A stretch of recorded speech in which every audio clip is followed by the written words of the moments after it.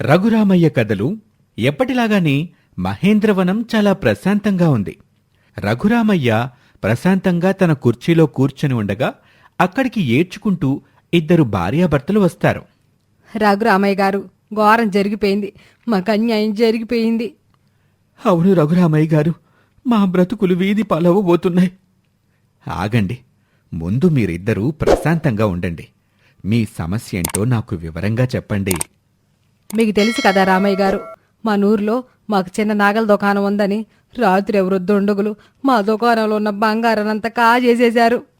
ఏంటి, మీ దుకాణంలో బంగారాన్ని ఎవరో దొంగలు దోచుకోవటమేంటి? విచిత్రంగా ఉందే. ఈ మధ్యకాలంలో మన ఊర్లో గాని చుట్టుపక్కల ఊర్లలో గాని దొంగతనాలు జరిగినట్టు వినలేదు కదా. అకస్మాత్తుగా మీ నగల దుకాణంలో దొంగతనం జరగటమేంటి? మాది తరతరాలుగా వచ్చిన నగల వ్యాపారం. నాకు ఉన్నదంతా ఇందులోనే పెట్టుబడి పెట్టి నగల దుకాణాన్ని నడుపుతున్నాను. నా దగ్గర నగల నాణ్యత బావుంటుందని మహేంద్రవరం చుట్టుపక్కల ఊర్లలో వాళ్ళందరూ నా దగ్గరికే వచ్చి బంగారాన్ని కొంటూ ఉంటారు. అంతటి మంచి పేరున్న నా దుకాణంలో ఇప్పుడు దొంగతనం జరిగింది. నాకు భారీ నష్టం వచ్చింది. ఇప్పుడు ఏం చెయ్యాలో అర్థం కావటం లేదు. ఇటువంటి పరిస్థితిలో ఉన్న మాకు మీరే సహాయం చేసి ఆ దొంగలెవరో కనిపెట్టి మా బంగారాన్ని మాకు తిరిగిప్పించాలి అని తన బాధను వ్యక్తం చేశాడు శర్మ. మీరేమీ బాధపడకండి. నేనిప్పుడే మీతో పాటు మీ వెంటే వచ్చి మొత్తం పరిశీలిస్తాను పదండి అని చెప్పగానే రఘురామయ్యను వాళ్ల దుకాణానికి తీసుకుని వెళ్తారు ఆండాలు శర్మ. రఘురామయ్య దుకాణమంతా పరిశీలిస్తూ ఉంటాడు. అక్కడ ఉండాల్సిన బంగారం ఉండకుండా దుకాణంలో ఉన్న సామాన్లన్నీ చెల్లాచెదురుగా పడి ఉంటాయి. అది చూసిన రఘురామయ్య అంతా పరిశీలించి దుకాణం బయటకొస్తాడు. బయటకొచ్చిన రఘురామయ్యకు ఒక సందేహం వచ్చి శర్మని ఇలా అడుగుతాడు. దుకాణం పక్కనున్న ఇల్లెవరిది? ఈ ఇల్లు మాదే రఘురామయ్య గారు.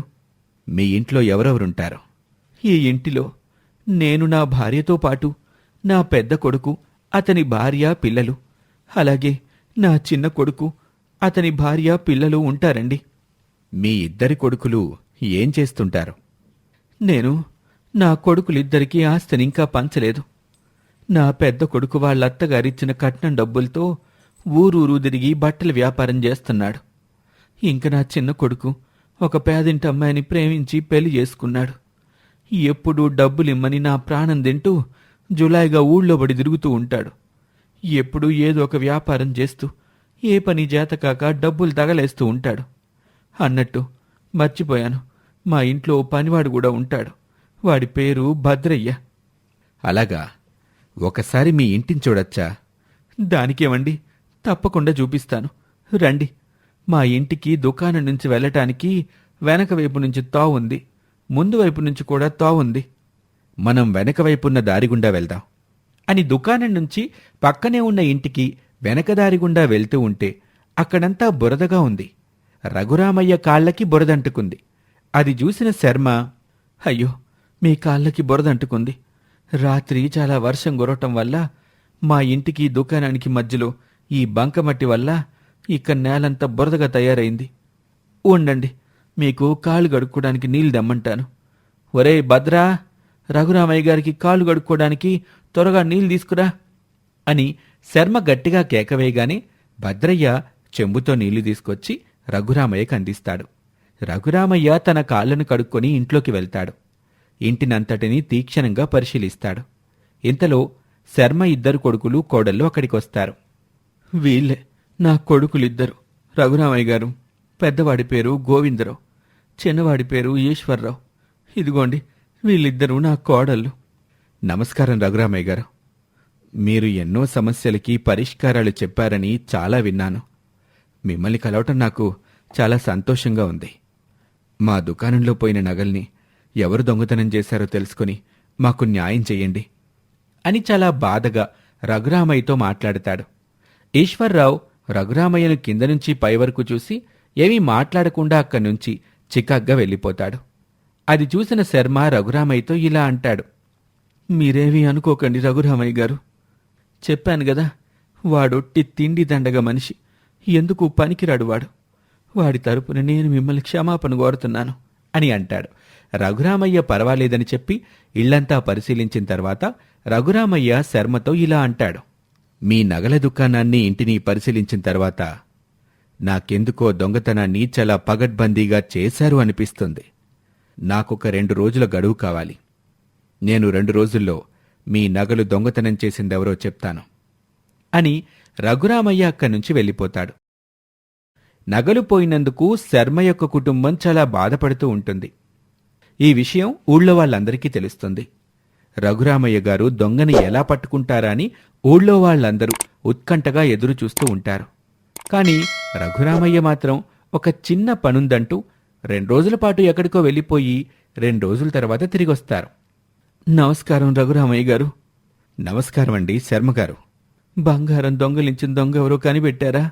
నాకు మీ దుకాణంలో జరిగిన దొంగతనం గురించి చాలా అనుమానాలొచ్చాయి. అవన్నీ ఈ 2 రోజుల్లో నివృత్తి చేసుకున్నాను.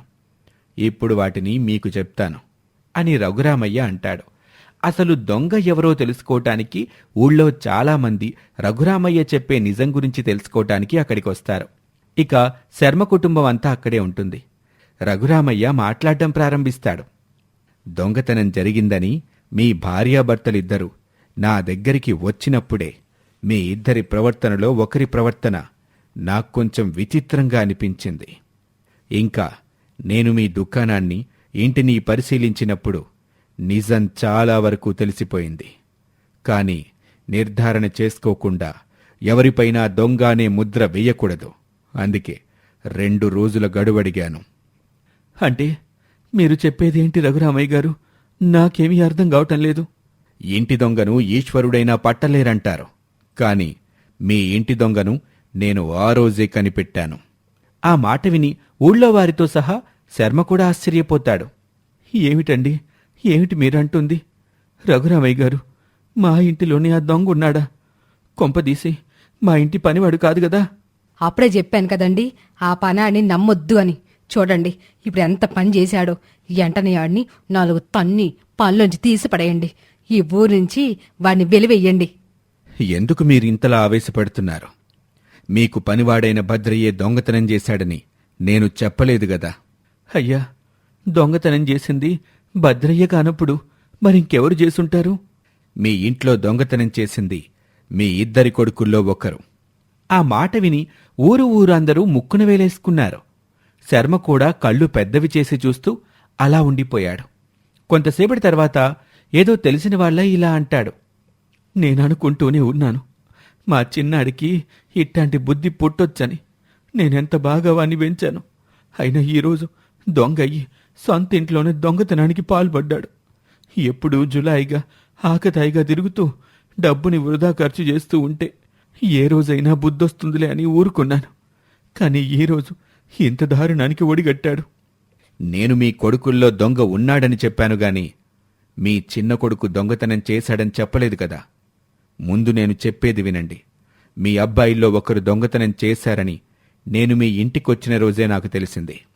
ఎలా అంటే, ఆ రోజు నేను మీ దుకాణం నుండి మీ ఇంటికి వెళ్లే దారిలో బురద ఉంది. అది నా కాళ్ళకంటింది. మీకు గుర్తుందా? అవునండి, గుర్తుంది. అప్పుడు పనాన్ని పిలిచి మీకు కాలు గడుక్కోమని నీళ్లు తెప్పించానుగా. ఆ రోజు నాకు బురదంటినట్టే మీ దుకాణంలో దొంగతనం చేసిన దొంగకి కూడా బురదంటింది. అసలేం జరిగిందంటే, మొదటగా దొంగ వర్షం కురవకముందే మీ నగల దుకాణంలోకి మీ ఇంటి నుంచి వెనకదారి గుండా చొరబడుండొచ్చు. కాని అనుకోకుండా పెద్ద వర్షం కురిసింది. వెనకదారిలో ఉన్న బంకమట్టి వల్ల అక్కడ బురద ఏర్పడింది. ఆ దొంగ నగలన్నీ తీసుకుని మూట కట్టుకుని ఎవ్వరూ చూడకుండా వెనకదారి గుండా నడిచాడు. వర్షం పడ్డం వల్ల అక్కడ ఏర్పడిన బురద ఆ దొంగ కాళ్లకంటుకుంది. అతను నేరుగా మీ ఇంట్లోకే ప్రవేశించిన బురద కాళ్ల గుర్తులు నాకు కనిపించాయి. మీ ఇంటికి దుకాణానికి ఉన్న దారిలో బంకమట్టి వల్ల బురద ఏర్పడింది కదా. అడుగులు ఎక్కడ ఆగాయో తెలుసా? ఎక్కడ ఆగాయండి? రఘురామయ్య దొంగ ఎవరు అని చెప్పే సమయం కోసం ఊరందరూ చాలా ఉత్కంఠగా ఎదురుచూస్తున్నారు. కాళ్ల బురద గుర్తులు మరెక్కడో ఆగలేదు, మీ పెద్దబ్బాయి గది దగ్గర. ఆ రోజు నేను మీ ఇంటిని పరిశీలించినప్పుడు ఇది నేను గమనించాను. ఆ మాట విని అందరూ ఆశ్చర్యపోతారు. శర్మకు అసలు విషయం నమ్మబుద్ధి కాలేదు. ఏం మాట్లాడుతున్నారండి? బహుశా మీరు పొరబడ్డారో ఏమో. అయినా మీ ఉద్దేశం నా పెద్ద కొడుకు దొంగతనం చేశాడనా? అయినా దొంగతనం చేయాల్సిన కర్మ వాడికేంటండి? చక్కగా వ్యాపారం చేసుకుంటున్నాడు గదా అని మీరు భ్రమపడుతున్నారు.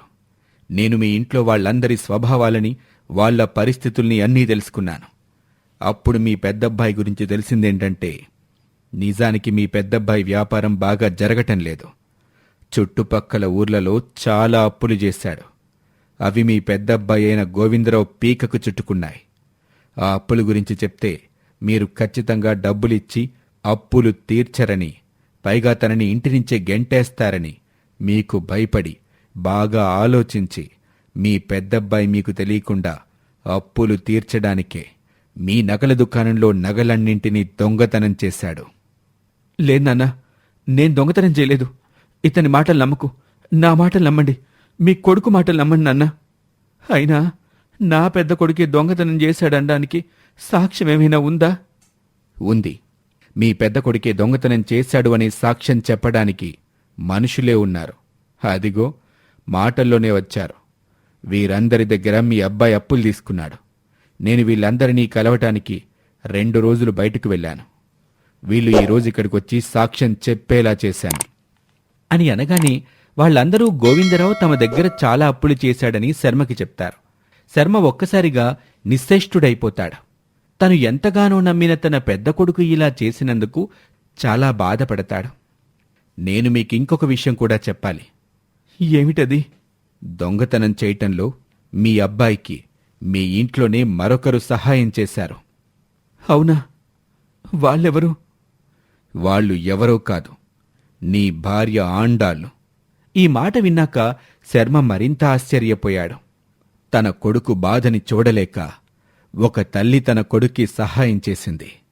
ఆ విషయం నాకెలా తెలిసిందంటే, దొంగతనం విషయం చెప్పటానికి మీ భార్యాభర్తలు ఇద్దరూ వచ్చినప్పుడు ఆమె ఒక చేతి నిండా గాజులున్నాయి, ఇంకొక చేతికి చాలా తక్కువ గాజులున్నాయి. పైగా ఆమె చేతికి గాజుల వల్ల చిన్న చిన్న గాయాలు కనిపించాయి. ఆ తర్వాత నేను మీ ఇంటిని దుకాణాన్ని పరిశీలించటానికి వచ్చినప్పుడు దుకాణంలో కొన్ని గాజు ముక్కలు కనిపించాయి.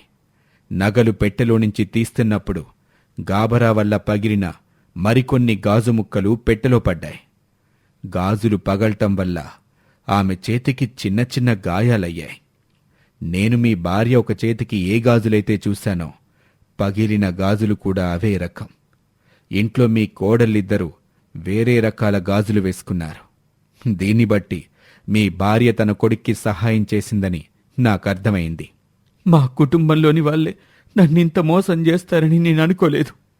భర్తకు నిజం తెలిసిపోవటంతో ఆండాళ్ళు, తన తండ్రికి నిజం తెలిసిపోవటంతో గోవిందరావు ఇద్దరూ సిగ్గుతో తలదించుకున్నారు. ఏదేమైనప్పటికీ ఇది మీ కుటుంబం యొక్క సమస్య. అయినప్పటికీ మీరు ఎప్పుడైతే ఈ సమస్యను నా దగ్గరకు తీసుకొచ్చారో అది ఊళ్ళో సమస్యగా మారింది. ఊళ్ళో దొంగతనం జరిగినందుకుగాను ఊళ్ళో దొంగతనం చేసిన వారికి ఎటువంటి శిక్షైతే విధిస్తారో మీ అబ్బాయికి కూడా నేను అటువంటి శిక్ష విధిస్తున్నాను. అతనికి సహాయం చేసిన మీ భార్యకి కూడా తగిన శిక్ష పడుతుంది అని తీర్పు చెప్తాడు రఘురామయ్య. రఘురామయ్య యొక్క తెలివితేటలకి ఊళ్ళో వాళ్లందరూ చప్పట్లు కొడతారు. ఈ విధంగా రఘురామయ్య తన వద్దకు పరిష్కారం కోసం వచ్చిన అంతుచిక్కని సమస్యను తీర్చి మరలా ఊరివారందరి చేత ప్రశంసించబడతాడు. ఇలాగే రఘురామయ్య దగ్గరికొచ్చిన మరొక సమస్యను రఘురామయ్య ఎలా పరిష్కరించాడు అనే విషయాన్ని మనం వచ్చే కథలో తెలుసుకుందాం. ఇది ఇవాల్టి కథ.